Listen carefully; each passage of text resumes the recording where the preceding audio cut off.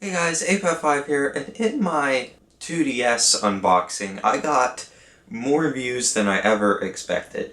And that can only be because so many people rated it and commented on it, and YouTube picked it up and decided to promote it in their related videos. Apparently the 2DS is taken a lot more seriously than I thought, because while I did get a majority of likes on that video, there were a lot more dislikes than I thought. And I hadn't even planned for that video to be that popular. Usually I put more effort into my videos, but my unboxings have always stayed the same since the beginning of this channel. I just review something on the floor. And I guess YouTube has evolved with their unboxings. It's no longer like Ashen's where he reviews stuff on a couch. It's more like really happy fanboys talking like I am to you right now, only in a much more excited voice, telling you about the product they just bought and have never used before. So a lot of the people going into this video expect me to give a positive review of it even though it was an unboxing. And I started off the video explaining to my subscribers why I purchased the 2DS, because on Twitter a couple weeks before I purchased the 2DS, I was complaining about how Nintendo doesn't make enough games for their consoles, like console exclusives. They're relying more on remasters or just making more Mario and Zelda games. Even the Wii U didn't really get a Zelda game for it,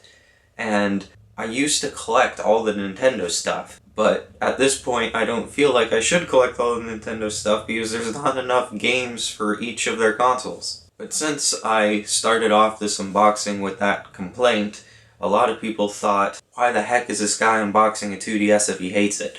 I don't hate it, I spent the money on it. I just wanted to point that out to my subscribers who might have followed me on Twitter and saw me complaining about Nintendo and their console exclusives. Now obviously I did find more games for the 2DS because I ended up buying it. I found a reason to buy it. And also I got a 2DS instead of a 3DS because it was cheaper and I just wanted access to the 3DS library. I didn't really care about taking it everywhere with me. Now I did get some pretty ridiculous comments and then some really pointless comments and more comments about my fingernails than I really would have thought. I've had videos that have my fingernails in much worse condition, and that's because I don't trim my fingernails, because when I'm playing video games, you know, when you have freshly trimmed fingernails, it kind of feels weird, so I don't trim them as often. But I usually trim them right after I do an unboxing because I notice how bad they are, so I'm glad that's out of the way. I just found it really weird how people on the internet feel it is their duty to tell you how to take care of yourself, but that's the internet. So I'm not just doing this review because of those commenters though, I just felt it would be good to explain my thoughts on the 2DS, especially since there's so many different models of 3DSs. Now the only thing I have to compare to the 2DS is the PlayStation Vita, because both these things came out in the same console generation.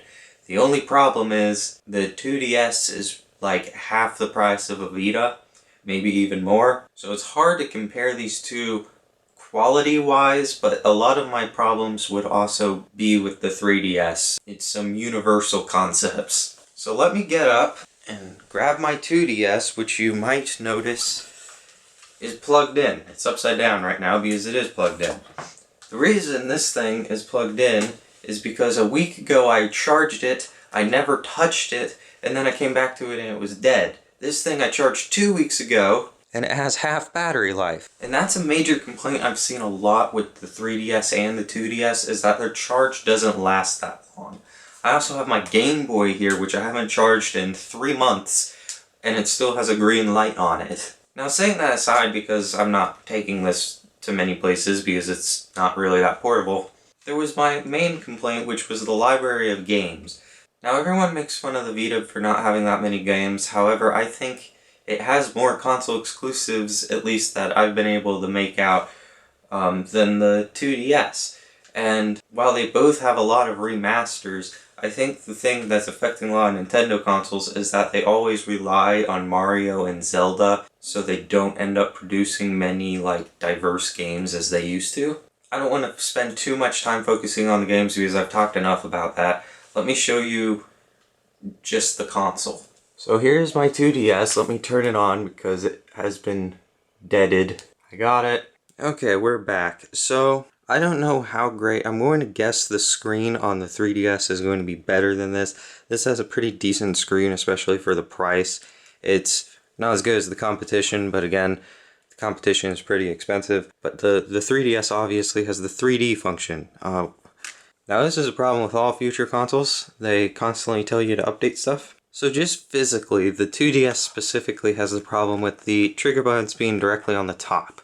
Because when you're holding a normal controller, you're holding it like this. Like it's not super tall, so your fingers rest sort of better on the top. You know, you can hold it like this. However, when you're holding the 2DS, it forces you to hold on to the big square that's about the size of your palm.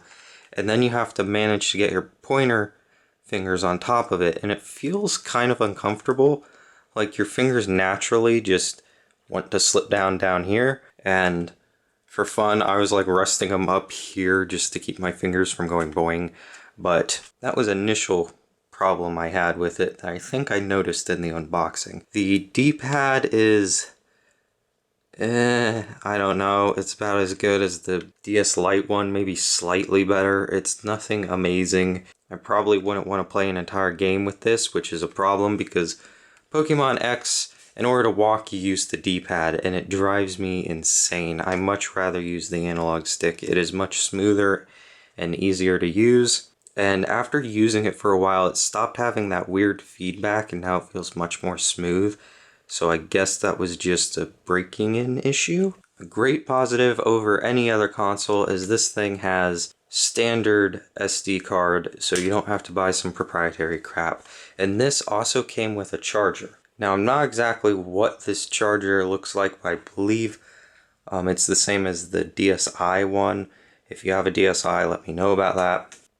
There it is. But I heard the 3DS doesn't come with a charger. Only the 2DS does, which is really weird and also a big downside because it's not really standard size. If the PlayStation Vita, the slim version, didn't come with a charger, that would make more sense because it uses micro USB instead of their proprietary charger. But this still uses their proprietary charger, so you'd think they would give you a charger with it. But the 2DS does come with one, and it's cheaper, so that's really nice of them. Also, I really like the design of the 2DS. It reminds me of all the old Game Boys, especially all the different colors they have for it. They were reasonable enough to put a headset plug on it. The Game Boy SP didn't, so that's a nice feature. Maybe Apple should take some tips from Nintendo. Now, in the graphics department, both the Nintendo 3DS and 2DS are pretty much going to be on the same field, except for, you know, the 3D and the 2D. The PS Vita is still going to top both of them, and I'm going to give a quick little demo of that. Okay, so here is where I am on Pokemon X. And see, I have to use the D-pad to walk, and then if I use the analog stick, he skates. But here are the graphics for Pokemon anyways. Pokemon never really attempting to have amazing graphics, but this is sort of the 3D look of it. I mean, it's pretty decent, but it's very reminiscent of the PSP to me. If you've played like Daxter or any 3D game on the PSP, it seems very similar to the 2DS, which you would think like 7 years after the PSP, the graphics would be better, which I think has also been a problem with Nintendo's home consoles, that they never really stack up to the competition. It's more of the fact that they're different, not that they're trying to have the best graphics. And you don't really need graphics to have good gameplay. But that brings us back to the games and the whole debate on which console has the better games. Now currently I've been replaying Gravity Rush on the PS Vita, which doesn't have the best graphics. It never really went for a realistic look. This came out with the PS Vita at launch, and it's still a big open world game, much like Pokemon actually, but it's open world in the sense of like Grand Theft Auto and Jak 2, where you're roaming around this big city and you're flying everywhere. And there's nothing really like this on the 2DS. Plus, if you've noticed, I was moving around the camera with the right analog stick. Something that the 3DS and 2DS don't have is a right analog stick. And you would think after the PSP had come and gone, they would have thought, oh, you know how the PSP has that thingy? Everyone's been complaining that it doesn't have two. Why don't we put two? Instead, they just sort of mimicked the PSP's sliding analog stick and didn't put a second one on. And I remember when I had my PSP, I wanted to do everything I could to improve that thing. I looked up so many mod videos, and I was looking up ways to play MW2 on a PSP, which never was really feasible, and someone who did put a second analog stick on the thing. I'm just really surprised that Nintendo overlooked that, which is why on the original 3DS they did make a second analog clamp on for it, but I don't think many things utilize that. Now, I kept mentioning all the negatives of this thing. However, it's actually a really good console. For $80, which is what I got it for, so that's what I'm going to compare it to, that's a really good price. It's pretty much the cheapest portable console you can get, and it opens you up to the whole 3DS library. And there are a lot of Nintendo fanboys out there, and I saw a lot of them in the comments, so a lot of those remastered games will be really appreciated by them. Being able to play a lot of those older games, especially the N64 games on the go, would be really cool to a lot of people who grew up with those games. I have an N64 and I didn't buy this thing to be portable. That's why it's so square. So I didn't really see the point in buying all those remastered games. But if you're a fan of those games, or if you're collecting those games, that is a good purpose for the 2DS. So you don't have to cash out on the 3DS, but you can still maybe tuck this in a bag and play Legend of Zelda Ocarina of Time anywhere you go. So for the price, and if you're a Nintendo fan, this trumps all the competition. There's really nothing that can beat this, except for one thing, and it's kind of cheating. I told someone in the comments who was asking me if they should buy this that I couldn't really judge whether they should buy it or not, but I told them some of the good points of this thing. And I got thinking, the best console for the price isn't actually the 2DS. I didn't say this to him because he obviously was looking for something new, but the best portable console I would recommend is the PSP. Why do I say the PSP? Well, it can basically do everything a 2DS can software-wise. This was the first portable console that I ever knew of that could play MP3s, video files, digital comics. It had an online store. You could play online on certain games, and it had a really big library. This was pretty much the only portable console that I know that could stand up against Nintendo. The PS Vita sort of got blown out of the water by the 3DS, but the PSP stood up there along the DS Lite and its other models. So this you can get for around $50, $50 to $70 depending on the condition and which model and all that. This you currently can find for $70 to $100. I say that broad range because everyone was telling me in the comments prices they were finding. I wouldn't pay over $100 for a 2DS simply because it's the cheaper model, and you can currently find the original 3DS for around $120.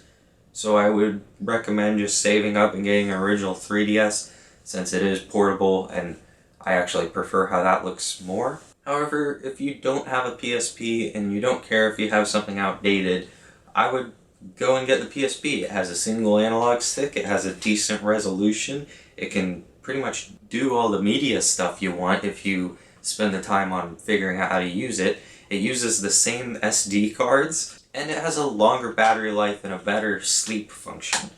On this, you flick the switch and the PSP goes to sleep. On this, you flick this switch and it goes to sleep. That light stays on, and it just seems like it turns off the screen, and that might be why it dies so quickly, is it doesn't really go into a major sleep mode. I don't know, but it's just weird how this thing dies so quickly. So I would conclude this here, just saying if you like Nintendo stuff, want some remastered games, maybe several original games that came out for the console, get a 2DS. However, I just saw Nintendo has announced a new 2DS, which almost looks fake to me. It folds up like a 3DS, and it just surprises me that Nintendo is continuing to push this thing. I'm so glad that I don't collect DSs anymore, otherwise I would be spending so much money on these different models. However, the new 2DS, if it comes out for a decent price, that would be really cool because it's a 3DS without the 3D function and it's still portable. So maybe go for that and search around a bit more. I have no experience with it. I don't even know how much it's going to be. If you want the cheapest option to play 3DS games, you can't go cheaper or better than this. There's not really anything wrong with it that wouldn't be wrong with the 3DS. Like quality issues, I wouldn't say there's any issues with that. Nothing's broken. It seems to be made out of decent plastic, even though it squeaks a little bit if you really move it. So yeah, it's not my favorite thing, but it is good. That's all I really can say. It's still pretty cool, and this opens me up to a new library of games. And yeah, I've been like wanting this. It's sort of like in the back of my mind for a little while, just because it's a thing. Now let me get to the unboxing, I guess.